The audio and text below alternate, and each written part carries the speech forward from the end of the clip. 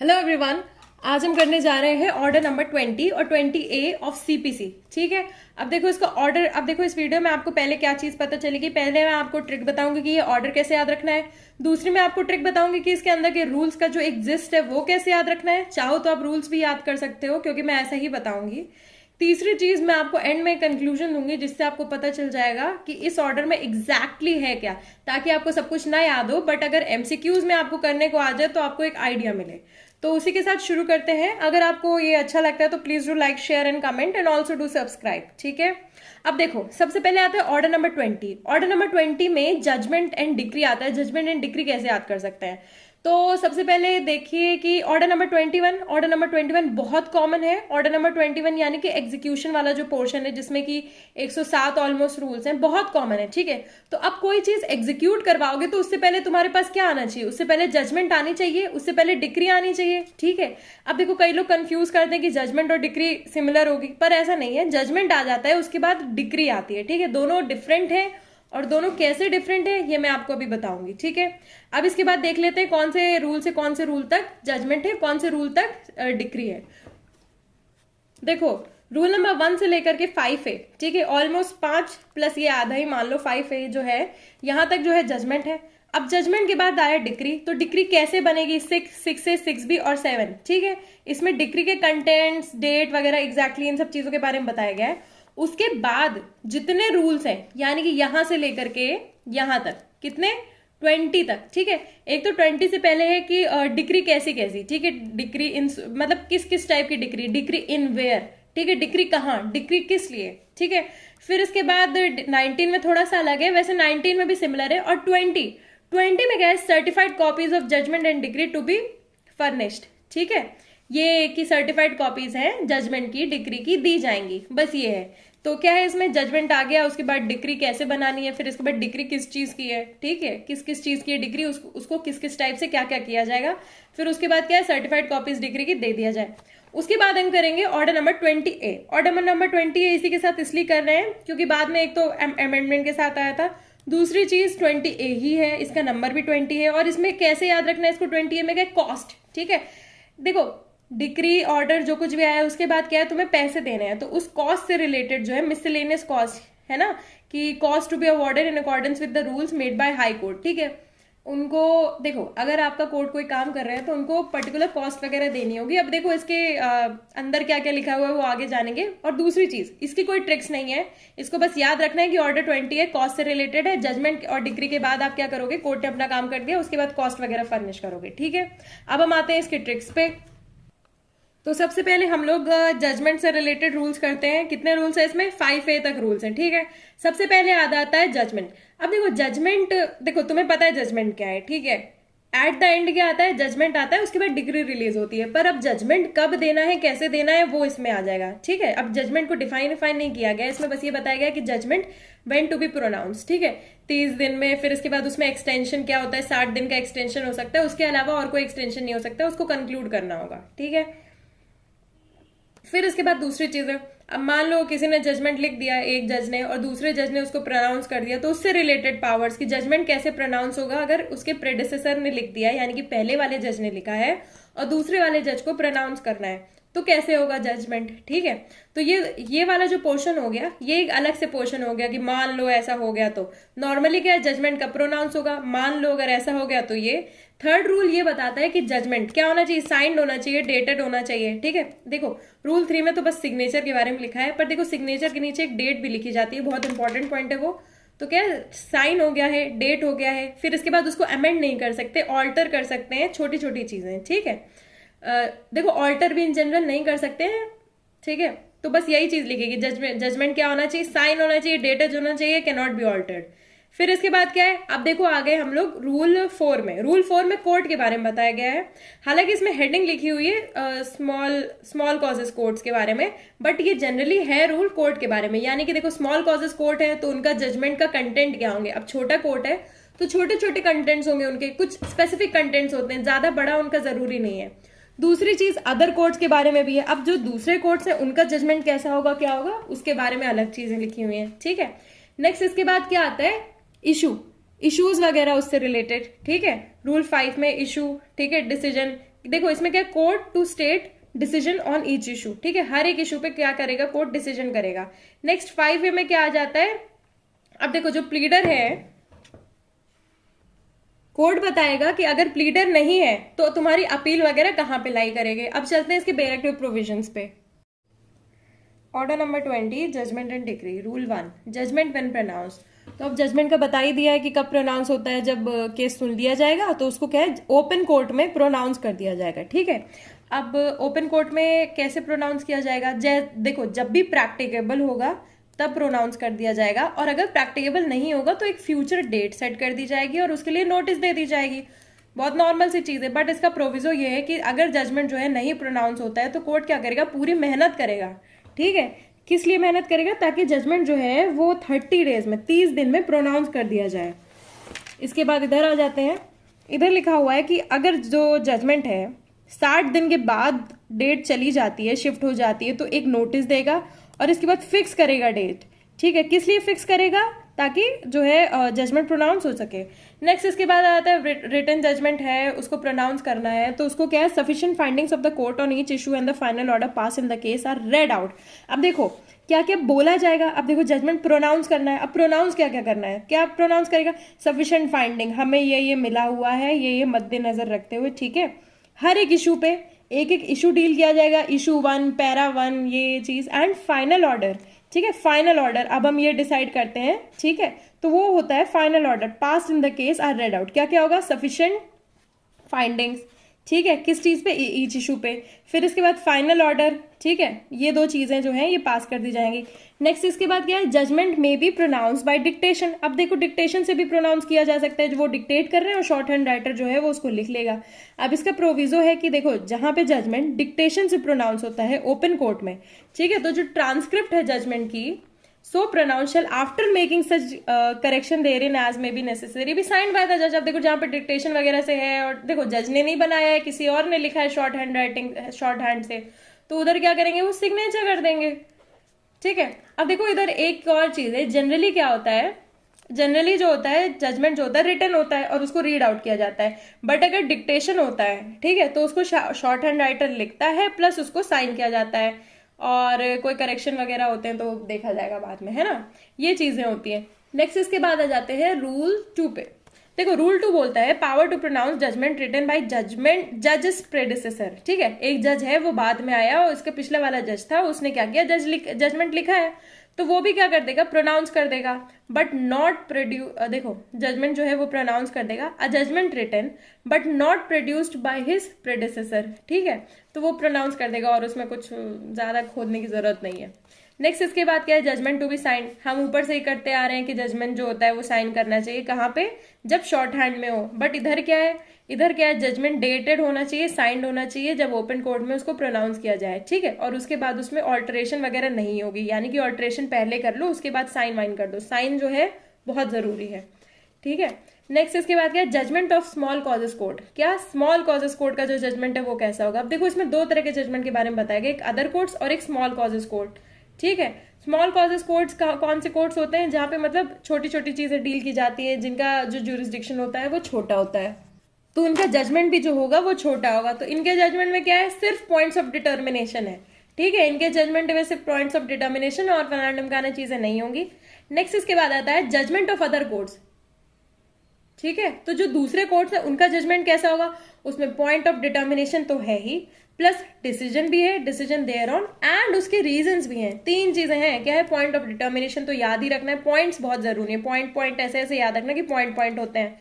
दूसरी चीज क्या है, डिसीजन उनका होता है, ठीक है, डी याद रखना, एंड रीजंस, ठीक है, तो क्या है, PDR है ना, पॉइंट्स डिटर्मिनेशन और reasons, sorry points of determination, D for decision, R for reasons, ठीक है। अब नेक्स्ट इसके बाद क्या है, court to state its decision on each issue. Court क्या बताएगा, डिसीजन बताएगा हर एक इशू पे, तो कैसे बताएगा, in suits in which issue have been framed the court shall state its finding. Court क्या बताएगा, फाइंडिंग बता देगा, डिसीजन बता देगा, रीजंस के साथ बताएगा सब कुछ, ठीक है, रीजंस के साथ बताएगा। फिर इसके बाद क्या है, अपॉन ईच सेपरेट इशू, हर एक सेपरेट इशू पे बताएगा, unless the finding on any one or more of the issue is sufficient for the decision of the suit, ठीक है। अब देखो हम लोग ये ना काफी रिपीटेड चीजें हो रही हैं। रूल 4 में भी यही है, रूल 5 में भी यही है कि डिसीजन में क्या क्या होगा, रूल 4 में भी यही है कि क्या क्या होगा। अब 5A में देख लेते हैं क्या कुछ डिफरेंट होगा, है ना। तो इसमें देखते हैं court to inform parties as to where an appeal lies in cases where parties are not represented by pleader. अब देखो ये अमेंडमेंट की वजह से आया है तो कुछ इंपॉर्टेंट होगा। इसकी एक इंपॉर्टेंस ये है कि जहां पे प्लीडर नहीं है और उसकी अपील की राइट होती है, तो उसकी उस अपील की राइट को प्रोटेक्ट करने के लिए उसको इन्फॉर्म कर देगा जज कि तुम्हारा पीरियड ऑफ लिमिटेशन क्या है, किस चीज के लिए अपील फाइल करने के लिए, और तुम्हारी अपील लाई करती है कि नहीं। तो पीरियड ऑफ लिमिटेशन जो है वो बहुत जरूरी है, जनरल लोगों को नहीं पता होता जिनका प्लीडर नहीं होता है, ठीक है। नेक्स्ट इसके बाद है कंटेंट्स ऑफ डिक्री। अब हम इसके देखो 6 है, 6 से नेक्स्ट चीज स्टार्ट हो जाती है। अब हम आते हैं डिक्री के ट्रिक्स पे। अब आते हैं हम डिक्री के ट्रिक्स पे, ठीक है। तो देखो फर्स्ट पार्ट जो हम डिक्री में कवर करते हैं, हमने डिक्री के 2 पार्ट कर रखे हैं, ठीक है। ये फर्स्ट पार्ट हो गया 6 से 6B 7, ठीक है। तो इसमें डिक्री के स्पेसिफिक्स बताते हैं, यानी कि आपके हाथ में जो पेपर आएगा उसमें क्या क्या होगा, ठीक है। एंड फॉर, इट, ऑफ, ये सब नहीं कर रहे हैं।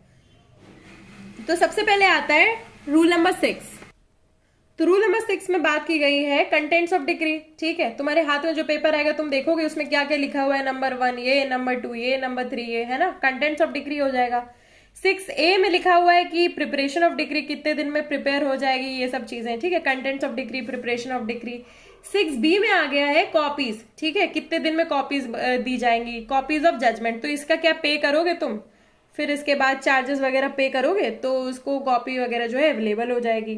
7 में है कि उसमें डेट लिखी होगी, ठीक है, डेट ऑफ डिक्री, ठीक है, DOD, डेट ऑफ डिक्री कौन सी डेट को है, ठीक है, उसकी तारीख वगैरह हो जाएगी।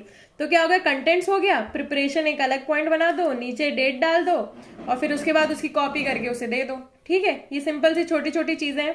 अब इसके बाद आ जाते हैं हम लोग नेक्स्ट पार्ट पे, रूल 9, 10, 11, आगे जितने भी नेक्स्ट पार्ट है, ठीक है। तो हम पहले करते हैं 9, 10, 11, फिर इसके बाद नेक्स्ट पेज पे है बाकी चीजें। तो अभी तक हम जितना करते आए हैं, अगर आप पीछे से पढ़ रहे हैं तो ठीक है कि पहले क्या दिया जाएगा। तो जनरली क्या होता है, पहले पैसा होगा, ठीक है, दूसरा क्या है, फिर इमूवेबल प्रॉपर्टी होगी, उसके बाद इमूवेबल प्रॉपर्टी है। इसमें उल्टा है, इसमें रूल 9 में है डिक्री फॉर इमूवेबल प्रॉपर्टी के लिए, ठीक है। इसमें है डिक्री मूवेबल प्रॉपर्टी के लिए कि उसकी डिलीवरी वगैरह करा दो। और इसमें है कि अगर कोई पेमेंट वगैरह है तो वो इंस्टॉलमेंट में हो सकती है, ठीक है। तो decree for payment in instalments. अब हम आते हैं नेक्स्ट रूल्स पे। तो देखो रूल 12 में किस बारे में बात हो रही है, रूल 12 में बात हो रही है decree for position and mean profit, ठीक है। मीन प्रॉफिट, छोटे छोटे प्रॉफिट्स जो होते हैं वो, देखो मीन प्रॉफिट जो है वो पहले भी आते हैं और बाद में भी आते हैं। तो इसमें एक इंपॉर्टेंट चीज है, क्योंकि ये एक एक्सेप्शन है किसी चीज का, जनरल रूल का, कि प्लेंटिफ जो है वो सिर्फ सू तब कर सकता है जब क्या है, such cause of action as having arose on date of institution of suit, ठीक है। तुम डेट, जिस डेट को इंस्टीट्यूट कर रहे हो उस दिन जितना मीन प्रॉफिट था, हो सकता है बाद में और मीन प्रॉफिट आ गया हो, तो बाद में वाला जो पोर्शन है वो भी इधर डील हो जाएगा, ठीक है। रूल 12A में है decree for specific performance of contract for the sale, ठीक है। ये देखो क्या है, कॉन्ट्रैक्ट है, ठीक है, इसका स्पेसिफिक परफॉर्मेंस हो जाए किस चीज के लिए, सेल के लिए, और लीज ऑफ इमूवेबल प्रॉपर्टी, ठीक है, इसकी स्पेसिफिक परफॉर्मेंस। अब इसके बाद आते हैं रूल 13, 14 पे, जो एक साथ किया हुआ है मैंने, ठीक है। रूल 13, 14, 15, 16 ऐसे किया हुआ है। अब रूल 13 किस बारे में बात कर रहे हैं, डिक्री इन एडमिनिस्ट्रेटिव सूट या फिर एडमिनिस्ट्रेशन सूट, ठीक है। इसके बारे में हम पढ़ेंगे कि एडमिनिस्ट्रेशन सूट्स क्या क्या होते हैं, तो उससे रिलेटेड डिक्री के बारे में है। रूल 14 में है डिक्री इन प्रीएम्पशन सूट्स, ठीक है। डिक्री इन प्रीएम्पशन सूट जो है उससे रिलेटेड डिक्री, देखो सारी चीजें जो है इसमें कवर कर दी गई हैं, ठीक है। अब इसके बाद क्या है, रूल 15 और रूल 16, ठीक है। रूल 15 और रूल 16 में बात की गई है decree in suit for dissolution of partnership. ये क्या है, पानी है, पानी में कुछ डिसॉल्व हो रहा है, ठीक है। तो इसका क्या है, इसमें डिसोल्यूशन ऑफ पार्टनरशिप की बात हो रही है, ठीक है। अब इसके बाद क्या है, डिक्री किस बारे में डिक्री आ रही है, decree in suit for account between principal and agent, principal agent है उन दोनों के बीच में। अब देखो ये जो 15, 16 है एक तरह की चीजें के बारे में बात कर रहे हैं। अब इसके बाद आते हैं रूल 18, 19। रूल 18, 19 भी इसी कैटेगरी में फॉल करता है। कौन सी कैटेगरी, स्पेशल टाइप की डिक्रीज के बारे में, ठीक है। तो रूल 18 बात करता है decree in suit for partition of property या फिर separate position of share therein, ठीक है।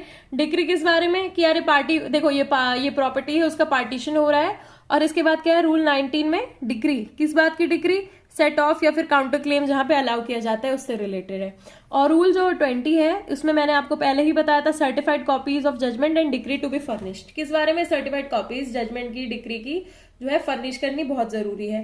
अब हम आते हैं इसके बेरेट के प्रोविजंस में। तो हालांकि आपको अब तक समझ में आ गया होगा कि जो रूल्स हैं कहाँ से लेकर के कहाँ तक, 9 से लेकर के 19 तक, ठीक है, 9 से लेकर के 19 तक वो एक स्पेसिफिक काइंड ऑफ डिक्री, यानी कि वो रूल्स बताते हैं special cases which are covered under rule 9 से 19, वो एक पर्टिकुलर टाइप की डिग्रीज से डील करते हैं। जरूरी नहीं है हर चीज याद रखो, पर किस चीज में कैसे होता है वो समझना जरूरी है, ठीक है। अब हम आते हैं इसके बेरेट के प्रोविजंस पे।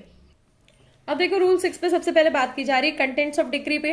तो डिक्री में क्या क्या कंटेन होगा, तो डिक्री देखो क्या है ना, जजमेंट से एग्री करनी चाहिए, है ना, उसमें नहीं जानी चाहिए, अलग नहीं जानी चाहिए।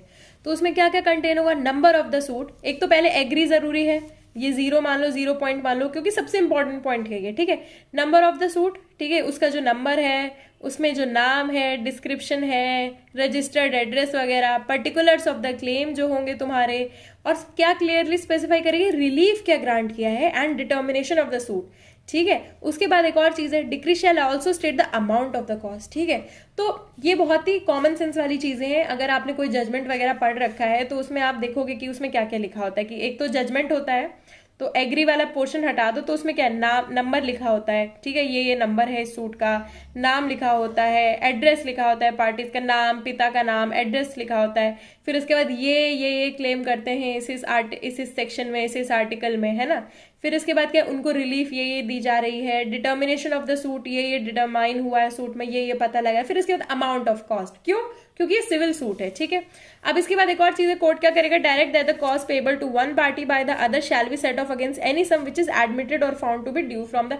अब देखो एक ए का भी बचा है, बी का भी कुछ अगल बगल बकाया वकाया रह रहा है, तो आपस में इधर उधर दे देंगे। क्यों नया सूट करना, रेस जुडिकाटा भी कोई चीज होती है। हमेशा मैं ये बताते आई हूँ कि रेस जुडिकाटा बहुत जरूरी है, मल्टीप्लीकेशन ऑफ सूट नहीं होना चाहिए। तो उस चीज को कम करने के लिए कोर्ट क्या करेंगे, अलग अलग कोर्ट सारे स्टेप्स उठाएंगे, ठीक है। तो अब पता चल गया कंटेंट्स ऑफ द डिक्री क्या क्या होनी चाहिए।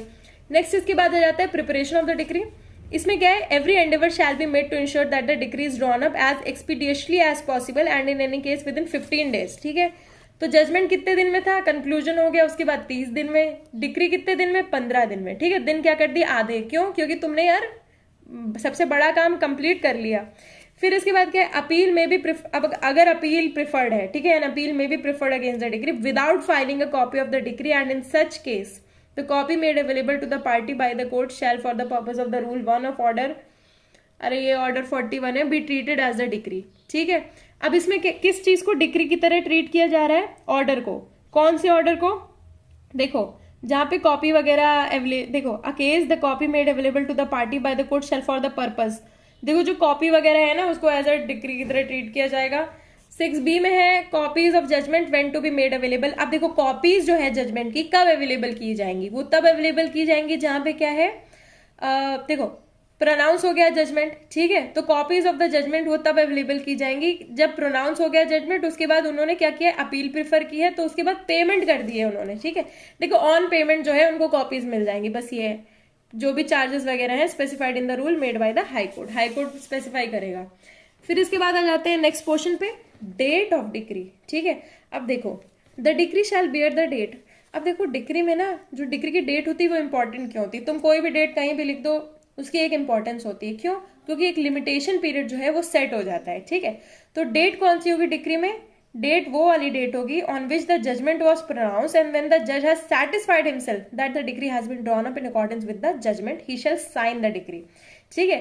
तो डिक्री में कौन सी डेट होगी, it shall bear the date on which the judgment was pronounce. तुमने जजमेंट प्रोनाउंस कर दिया, फॉर एग्जाम्पल जजमेंट तुमने प्रोनाउंस किया कुछ 1 तारीख को और 15 तारीख को डिक्री दिया, तो डिक्री में कौन सी डेट होगी, 1 तारीख की डेट होगी और उसको साइन वगैरह कर दिया जाएगा, ठीक है। फिर इसके बाद आ जाता है प्रोसीजर वेयर जज हैज वेकेटेड ऑफिस। अब देखो जज ने अगर वेकेट कर दिया ऑफिस साइन करने से पहले, तो कौन साइन करेगा, बाद वाला साइन करेगा। तो इसमें क्या है, जज ने क्या कर दिया, वेकेट ऑफिस। जजमेंट प्रोनाउंस करने के बाद, पिछली हमने जजमेंट में क्या पढ़ा था कि जजमेंट प्रोनाउंस करने के बगैर जजमेंट लिखने के बाद वेकेट कर दिया था, इसमें जजमेंट प्रोनाउंस करने के बाद वेकेट किया है और साइन वगैरह नहीं किया है, ठीक है। और डिक्री वगैरह जो है वो अकॉर्डेंस विद जजमेंट में हो गई है, तो उसका जो सक्सेसर आएगा, ठीक है, या फिर अगर कोर्ट सीज हो गया एग्जिस्ट करने से, तो जो दूसरा कोर्ट है उसी के पैरेलल वो इसको साइन कर देंगे और इसमें कुछ बात नहीं है, ठीक है। तो हमने कितने कर लिया, रूल 6 से लेकर के रूल 8 तक कर लिया, ठीक है। और 9 से क्या स्पेशल प्रोविजंस वगैरह स्टार्ट हो जाते हैं। तो अब हम उसको स्पेशल स्पेशल केसेस जहाँ पे अलग अलग स्पेशल टाइप की डिक्रीज है उसको स्टार्ट करते हैं, ठीक है। नेक्स्ट आता है rule number 9, degree for recovery of immovable property, ठीक है। रूल नंबर 9 से 19 हम बहुत अच्छी स्पीड में करेंगे। इसमें क्या है, डिग्री किस चीज की, रिकवरी की। कौन सी रिकवरी की, इमूवेबल प्रॉपर्टी। इमूवेबल प्रॉपर्टी की रिकवरी अगर करनी होगी तो उस इमूवेबल प्रॉपर्टी की जो है आइडेंटिटी बतानी होगी ना, सफिशिएंट डिस्क्रिप्शन वगैरह देना होगा ताकि पता चल सके कि कौन सी प्रॉपर्टी है वो, ठीक है। फिर उसके बाद the decree shall specify such boundaries और नंबर्स, अरे खतरा खतौनी नंबर वगैरह नहीं होता है वो सब चीजें। नेक्स्ट इसके बाद आता है decree for delivery of movable property. इसमें किस चीज की डिलीवरी है, मूवेबल प्रॉपर्टी की डिलीवरी है। क्यों, तो मूवेबल प्रॉपर्टी की क्या होगी, डिलीवरी हो जाएगी। दूसरी चीज क्या है, अगर अमाउंट वगैरह देना होगा तो एज एन ऑल्टरनेटिव पैसे वगैरह दे दिए जाएंगे, ठीक है। फिर इसके बाद क्या है, डिक्री में डायरेक्ट पेमेंट बाय इंस्टॉलमेंट्स। इसमें क्या है, पेमेंट कैसे, इंस्टॉलमेंट्स के थ्रू पेमेंट्स। तो इसमें क्या है, पेमेंट अगर इंस्टॉलमेंट के थ्रू करनी है तो नॉर्मली क्या है, payment of the amount decrease shall be postpone. तो जो नॉर्मली क्या है, पेमेंट ऑफ द अमाउंट है उसको पोस्टपोन करके क्या कर दिया जाएगा कि अब तुम इंस्टॉलमेंट में पे करो विद और विदाउट इंटरेस्ट। इंटरेस्ट वगैरह जो है वो कोर्ट का डिस्क्रिप्शन है। इसके बाद क्या, order after decree for payment by instalments. तो उसमें क्या, अगर पेमेंट बाय इंस्टॉलमेंट्स का ऑर्डर आ गया एप्लीकेशन पे, ठीक है, तो उसमें क्या होगा, consent of the decree holder वगैरह जो है रिक्वायर्ड रहेगा, ठीक है। नेक्स्ट इसके बाद क्या है, decree for position and mean profit, ठीक है। देखो जो इसमें 12 है, रूल नंबर 12, वो काफी इंपॉर्टेंट है क्योंकि वो एक्सेप्शन है, ठीक है। किस चीज का एक्सेप्शन है मैंने पहले ही बताया था, अगर आप लोग को याद है तो प्लीज कमेंट करके बताओ। इसमें क्या है, अगर सूट है किस चीज का, recovery of position of immovable property, rent के लिए, मीन प्रॉफिट के लिए, द कोर्ट में पास अ डिक्री। कोर्ट क्या करेगा, डिक्री पास करेगा किस चीज के लिए, पोजीशन ऑफ द प्रॉपर्टी। क्या, पोजीशन है ना, प्रॉपर्टी का पोजीशन कर लो, रेंट वगैरह जो आ रही है वो उसको दे दो।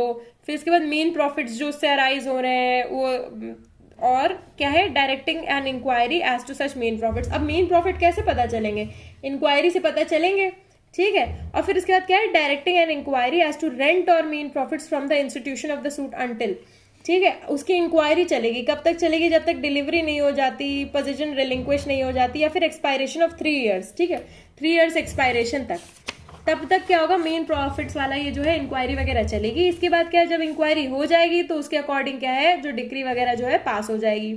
इसके बाद क्या है, decree for specific performance of contract. अगर कॉन्ट्रैक्ट जो है स्पेसिफिकली परफॉर्म कर रहा है, क्या है, रूल 12A है, स्पेसिफिकली परफॉर्म करना है इमूवेबल प्रॉपर्टी का, किस चीज से रिलेटेड, सेल या फिर लीज से रिलेटेड, तो उसको क्या कर दिया जाएगा, इमूवेबल प्रॉपर्टी। और कोर्ट क्या करेगा, orders that the purchase money or the other sum to be paid by the purchaser. Purchaser है जिसने खरीदा है, या फिर लेसी है जिसने लीज पे लिया है, वो क्या करेगा, मनी दे देगा। It shall specify the period with in which the payment shell be made, ठीक है। पेमेंट करने के लिए बता देगा कि इतने इतने टाइम में तुम पे कर देना। डिक्री क्या है ना, जो सॉलिड पॉइंट्स होते हैं ना कि ये तुम ऐसे ऐसे कर दो, जैसे हम मम्मी पापा के पास नहीं पूछने जाते हैं, तो वैसे हम कोर्ट के पास पूछने जाते हैं कि क्या करना है, हमें पता है क्या होना चाहिए उधर, पर कोर्ट बताएगा तो ही हम करेंगे, है ना। कोई एक अथॉरिटी बताएगी तो वो कर, दोनों पार्टीज को फॉलो करना ज्यादा सही रहेगा, सही लगेगा कि तुमने नहीं बोला, तुमने नहीं बोला।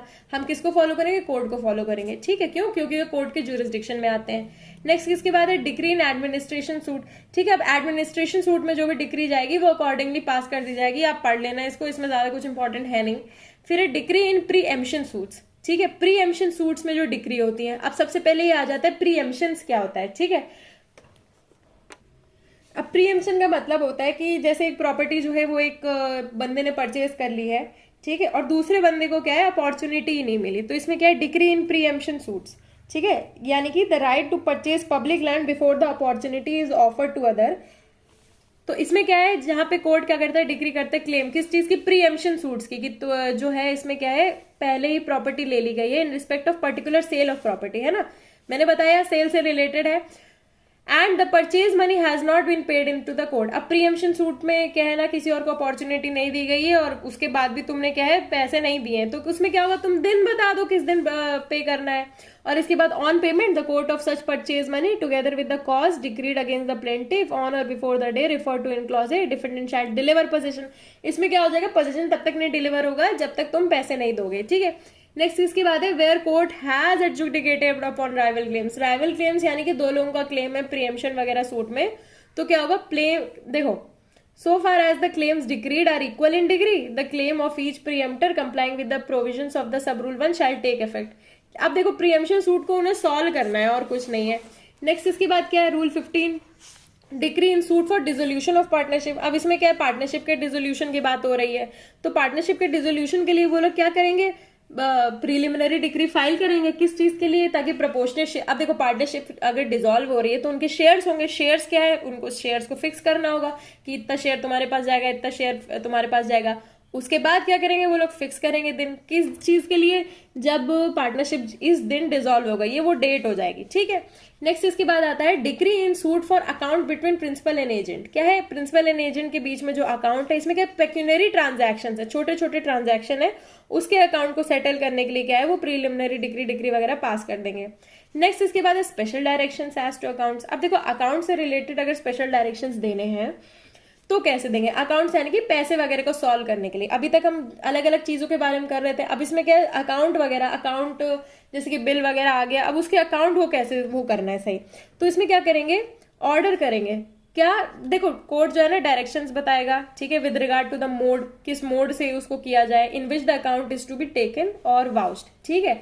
फिर इसके बाद प्राइमा फेसाई एविडेंस वगैरह देखा जाएगा as to truth of the matters contained with liberty to the parties interested to take such objection, ठीक है, as they may be advised। देखो अकाउंट वगैरह को सेटल करना है तो उसके लिए एक जनरल रूल नहीं है, ठीक है, जनरल रूल नहीं है। तो कोर्ट जैसे अलग अलग चीजों का अकाउंट है, फॉर एग्जांपल रेस्टोरेंट का अकाउंट है, तुम्हारा पर्सनल अकाउंट है, उनको किस तरीके से सेटल करना है उसके लिए कोर्ट अपना हिसाब से मोड्स वगैरह बता देगा, ठीक है। इसके बाद 18 decree in suit for partition of property या फिर separate position of a share. Partition हो रहा है, उसके बाद शेयर आएगा या फिर सेपरेट पोजिशन ऑफ शेयर, उससे रिलेटेड क्या है। अब देखो इसमें क्या है, एक कैसे पार्टीशन करना है, क्या करना है, तो डायरेक्ट करेगा कोर्ट पार्टीशन के लिए, सेपरेशन के लिए, ठीक है। किसको डायरेक्ट करेगा, कलेक्टर को, कलेक्टर करे, है ना, कैसे करेगा, या फिर किसी गजेटेड ऑफिसर को करेगा, है ना, कलेक्टर को करेगा या फिर किसी गजेटेड ऑफिसर को करेगा as to the provisions of section 54। Next है अदर इमूवेबल प्रॉपर्टी। अब उससे रिलेटेड और भी इमूवेबल प्रॉपर्टी आ जाती है, तो उसमें भी क्या करेगा, राइट्स वगैरह डिक्लेयर करेगा, इंटरेस्ट वगैरह बताएगा प्रॉपर्टी को, ठीक है, कि किसको मिला, क्या हुआ। इसके बाद आ जाते हैं रूल 19 में है decree when set off or counter claim is allowed, ठीक है। डिक्री किस चीज की, सेट ऑफ काउंटर क्लेम जहां पे अलाउ होता है तो उससे रिलेटेड डिक्री है। तो अब उसमें क्या कर देगा, कोर्ट ने क्या कर दिया, सेट ऑफ अलाउ कर दिया है या फिर काउंटर क्लेम कर दिया against the claim of plaintiff, तो डिक्री क्या स्टेट करेगी, shall state what amount is due, ठीक है। सेट ऑफ वगैरह हो गया है तो कौन सा अमाउंट ड्यू है प्लेंटिफ को, एंड उसके साथ एक और चीज है what amount is due to the defendant and shall be for the recovery of any sum which। अब देखो पैसे वाली बात है तो पैसे रिकवर करने के लिए बताएगी कि कैसे रिकवर करना है, कौन सी डेट को रिकवर करना है। अब इसके बाद इसमें अपील आ जाती है, appeal from decree relating to set off, ठीक है, appeal from decree relating to set off आ जाता है या फिर काउंटर क्लेम। तो उसमें जो अपील है, ठीक है, उसको क्लेम किया जाएगा subject to the same provisions in respect of appeal to which it would have been subject if no set off or counter claim had been claim. अब देखो सेट ऑफ की अपील है, काउंटर क्लेम की appeal है, तो जरूरी नहीं है तुम इस तरीके से करो कि सेट ऑफ की अपील, काउंटर क्लेम की, एक जैसे जनरली अपील आती है, अपील जिस चीज से आई है उसी चीज से अपील कर ली जाएगी। अब इसके बाद लास्ट है इसमें rule 20 certified copies of judgment and decrees to be furnished. इसमें क्या है, सर्टिफाइड कॉपीज है किसकी, जजमेंट की, डिक्री की, उसको क्या करना है, फर्निश करना है, ठीक है। तो उसमें क्या है, उसको फर्निश कर दिया जाएगा, कैसे, एप्लीकेशन में to the court and at their expenses, पैसे तो तुम्हें देने ही पड़ेंगे, है ना। अब इसके बाद हमारे यहाँ पे क्या है, ऑर्डर नंबर 20 खत्म होता है। अब ऑर्डर नंबर 20 है जो कि बहुत छोटा सा है, उसको करते हैं। इसमें क्या है, provisions relating to certain items without prejudice to the generality of the provisions of this code relating to cost, the court may award cost, court क्या करेगा, कॉस्ट वगैरह अवॉर्ड करेगा, कैसे, एक्सपेंडिचर इनकर्ड फॉर द, देखो notice देने के लिए जो एक्सपेंसेस हुए हैं, फिर इसके बाद एक्सपेंसेस हुए किस चीज के लिए, जो चीजें रिक्वायर्ड नहीं थी पर तब भी तुमने भिजवाया है। अब इसमें क्या है, एक्सपेंडिचर टाइपिंग वगैरह से रिलेटेड। फिर इसके बाद क्या, चार्जेस, ठीक है, चार्जेस वगैरह पे करने हैं किस चीज के लिए, इंस्पेक्शन के लिए, रिकॉर्ड्स के लिए, ठीक है। एक्सपेंडिचर किस चीज के लिए, फॉर प्रोड्यूसिंग विटनेस वगैरह को प्रोड्यूस करने के लिए। इसके बाद क्या है, एक्सपेंडिचर किस चीज के लिए, अपील्स के लिए, charges by parties for obtaining any copies. देखो इसको जनरली हम कैसे याद कर सकते हैं, मिसलेनियस चीजें, जो भी तुम काम करवाओगे उसके लिए। अब तुम्हारी एक दिन चल रही है, एक दिन चल रहा है, चल रही, उससे रिलेटेड कुछ भी होता है तो तुम्हें क्या है, एक्सपेंसेस चाहिए होते हैं, है ना। नेक्स्ट इसके बाद क्या है, कॉस्ट टू बी अवॉर्डेड। इसमें क्या है, in accordance with the rules made by high court, ठीक है। इसमें क्या है, the award of cost under this rule shall be in accordance with such rules as the high court may make in that behalf, ठीक है। Cost वगैरह जो है जैसे करनी होगी वैसे करेंगे इन दिस बिहाफ। इसी के साथ हमारा जो है ऑर्डर नंबर 20 और 21 कंप्लीट होता है। इसके कंक्लूजन में मैं आपको बता दूं सिंपली कंक्लूजन ये है कि देखो जजमेंट जो है वो प्रोनाउंस होना चाहिए ओपन कोर्ट में 30 दिन के अंदर, ठीक है। अब उसका जो प्रोनाउंसमेंट है 60 दिन तक एक्सटेंड हो सकता है, और जजमेंट में 4 चीजें चाहिए: concise statement of the case, point of determination, decision on each issue and reasons for it, ठीक है। इसके बाद क्या ड्यूटी है कोर्ट की कि इन्फॉर्म करे appeals to parties and limitation period, ठीक है। इन सब चीजों के बारे में क्या है, उन्हें इन्फॉर्म करना है। फिर इसके बाद आ जाते हैं हम लोग नेक्स्ट पोर्शन पे, वो किस चीज से रिलेटेड है, डिक्री से रिलेटेड है। अब देखो रूल 6 में बताया गया है कि डिक्री के कंटेंट्स क्या होंगे, जो कि बहुत इंपॉर्टेंट है: number of suit, name, description, particulars of claim, relief granted, amount of cost, कौन करेगा, किस प्रोपोर्शन में प्रॉपर्टी दी जाएगी, date of judgment and signature of the जज, ठीक है। इसको प्रिपरेशन कितने दिन में करना होगा, 15 दिन में इसकी प्रिपरेशन होगी, और date to be mention on the date of the judgment, ये जो डेट है ना वो डेट ऑफ द जजमेंट वाली डेट मेंशन होगी, प्लस इसकी जो सर्टिफाइड कॉपीज है वो दे दी जाएंगी विद कॉस्ट वगैरह। अब इसके बाद आते हैं जो स्पेशल प्रोविजंस है, उसको करने की जरूरत नहीं है ज्यादा, वैसे सिंपल आप याद रखना इमूवेबल प्रॉपर्टी को कैसे करेंगे, डिस्क्रिप्शन वगैरह बताएंगे, आइडेंटिटी बताएंगे, मूवेबल प्रॉपर्टी की डिलीवरी होगी, ठीक है। मीन प्रॉफिट वाला जो है पोर्शन बहुत ज्यादा इंपॉर्टेंट है। मीन प्रॉफिट वाला एक बार मैं आपको बता देती हूँ।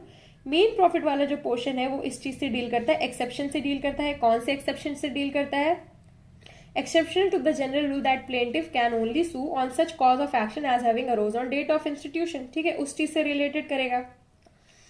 फिर इसके बाद और कुछ इंपॉर्टेंट पॉइंट आता नहीं है। Certified copy of decree to memorandum of appeal is necessary for party filing appeal, ठीक है। इसमें क्या है, this specific order makes it compulsory for a party filing appeal to annex the certified copies. हमने certified copies के बारे में किधर बात की है, इधर बात की सर्टिफाइड कॉपीज के बारे में। अपील वगैरह के लिए क्या है, इसका एनेक्सेशन बहुत जरूरी है, ठीक है। अब इसमें क्या है, जस्टिस मलिमत कमेटी ने पॉइंट आउट किया था कि it takes long time for obtaining certified copy of a decree, ठीक है। Certified copy of a degree लेने के लिए बहुत दिक्कत होती है, thus filing of appeal takes a long time, ठीक है। इसलिए अपील वगैरह को फाइल करने में ज्यादा दिन लगते हैं। अब हमने अपील के प्रोविजंस में पढ़ा है कि कितने दिन में अपील करनी है ना, तो ये प्रपोज किया गया था कि एनेक्सिंग ऑफ सर्टिफाइड कॉपीज वगैरह को जो है हटाया जाए, ठीक है। और या तो क्या किया जाए, इट इज ऑल्सो प्रपोज कि होल जजमेंट जो है वो अभी अवेलेबल किया जाए इमिडिएटली अगर जजमेंट प्रोनाउंस है। तो हमने अपील वगैरह वाले में पढ़ा है कि अगर अपील अलाउड है तो आप उनको कुछ दिन के लिए छूट दोगे, और इसके बाद जो डिक्री वगैरह है उसके बाद आप जो है अपील करवाने के लिए वो करोगे कि अपील हो सकता है उसी ऑर्डर से, ठीक है। तो आप उसको अपील वाले प्रोविजंस में आराम से पढ़ लीजिएगा। बाकी आपका ये जो है पोर्शन कंप्लीट होता है। आई होप आपको ये वीडियो अच्छा लगा हो, तो please do like, share and comment. Thank you.